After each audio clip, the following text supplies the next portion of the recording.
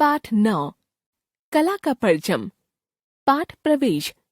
कला बहुआयामी होती है तथा कलाकार चिंतनशील। कलाकार के लिए उसकी कला उसके उस चिंतन या दृष्टिकोण का रूप होती है जो वह समाज के प्रति रखता है। एक कलाकार के लिए न कोई उम्र बाधा बनती है और न कोई सीमा न बंधन। यह पाठ ऐसे ही एक निश्चल कलाकार का साक्षात्कार है। सैयद हैदर रजा भारत के उन बड़े कलाकारों में से एक हैं जिनकी बनाई पेंटिंग्स पूरी दुनिया में सराही जाती हैं। कला के प्रति उनकी सक्रियता ही उनकी पहचान का कारण बनी। कई पुरस्कारों से सम्मानित होकर और वर्षों की कला साधना के फल स्वरूप सत्य को पहचानकर वे उसी में रम गए थे। रजा फाउंडेशन को मजबूती प्रदान करते हुए वे पंच तत्व पर काम करना चाहते थे, क्योंकि इन तत्वों से ही यह संसार बना है। एक दैनिक समाचार पत्र के संवाददाता से हुई उनकी बातचीत का अंश उनके जीवन की झलक प्रस्तुत करता है। रजा साहब, भारत लौटने का विचार आपने कैसे बनाया? फ्रांस में 60-70 साल रहने के बावजूद अपने वतन को मैं एक पल के लिए भी नहीं भूला। हर साल मैं कुछ समय के लिए भारत जरूर आता था। मैं वहां बहुत महत्वपूर्ण काम कर रहा था। उसे हर हाल में पूरा करना था। यह भी देखना था कि विश्व कला क्या है और भारतीय कला को क्या होना चाहिए। यह काम पूरा करने में समय लग गया। इसके अलावा वहां पर एक बहुत ही खूबसूरत लड़की मिल गई। वह चित्रकार थी। उससे मेरा विवाह हो गया। वह अपने परिवार की इकलौती लड़की थी। उसकी मां ने कहा, बेटा, मेरी एक ही बेटी है, तुम यहीं रहो। उनको दुख ना पहुंचे इसलिए 15-16 साल वहां ज्यादा रुकना पड़ा। दुर्भाग्यवश उनका देहांत 2002 में हो गया। मेरी कोई संतान भी नहीं थी। मैंने सोचा कि अब अपने देश लौटना चाहिए। उनके मरने के 8 साल के बाद 2010 में मैं भारत लौटा। कैसी रही वापसी? अब तो आप यहीं रम गए हैं। मेरा लौटना बहुत रचनात्मक और फायदेमंद रहा। हालांकि मेरी यह उम्र और बदली हुई स्थितियां कभी कभी मुश्किल भी खड़ी करती हैं, फिर भी मैं यहां आकर बहुत खुश हूं। भारत एक महान देश है। अब मैं यहां रम गया हूं। रजा फाउंडेशन स्थापित करने के पीछे असल मकसद क्या है? चित्रकार MF हुसैन, तैयब मेहता और सूजा ने जो काम किया है वह बेहतरीन है। इनके अलावा और भी बहुत से चित्रकार हैं जो अच्छा काम कर रहे हैं।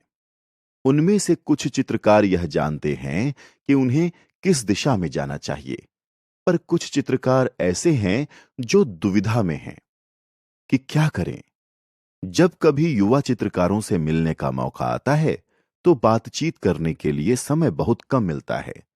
एक दिन मैंने सोचा कि क्यों ना एक ऐसी संस्था बनाई जाए जहां कला की सभी विधाओं के लोग एक साथ मिलकर संस्कृति के बारे में सोचें। उसी दरमियान यह आइडिया आया और रजा फाउंडेशन बना। हालांकि मैं अपना नाम नहीं देना चाहता था, लेकिन सभी ने कहा कि आप अनुभवी हैं, आपको अपना नाम देना चाहिए, इससे अच्छा प्रभाव पड़ेगा। दिल्ली में समकालीन कलाओं का संग्रहालय भी तो आप बनाना चाहते हैं?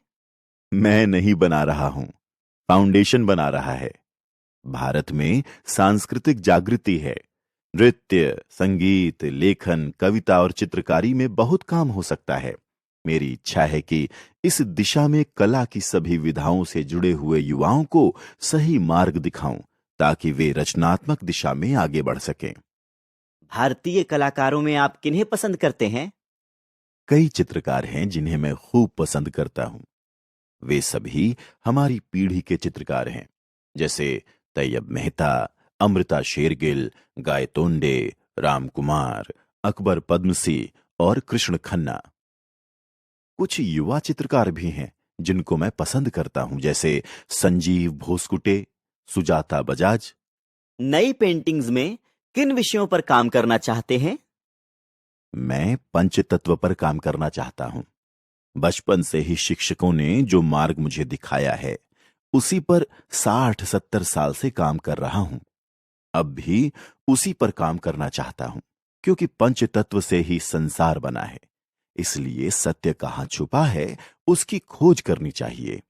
आपकी कलाकृतियों में बिंदुओं को गहरे आकर्षक रंगों में रखा गया है। क्या इसका कोई गहरा आध्यात्मिक महत्व है? हां, जैसे हम बिंदु को आत्मा समझकर रंगों के माध्यम से पहचानते हैं, उसी तरह रंगों के माध्यम से आत्मा की ओर जाते हैं। रंगों को समझकर ही उपयोग करना चाहिए, क्योंकि उसके माध्यम से हम आत्मा की ओर बढ़ सकते हैं। अगर चित्रकार उस चीज को नहीं समझता, तो वह आत्मा की ओर नहीं जा सकता। भारत में कला, कलाकार की स्थिति और भारतीय कला के भविष्य पर आप क्या कहना चाहेंगे? इन दिनों महत्वपूर्ण और सामान्य दोनों तरह का काम कला में हो रहा है। जहां अच्छा काम होता है, वहां मुझे बहुत खुशी होती है, और जहां बेकार काम होता है, वहां ठीक नहीं लगता।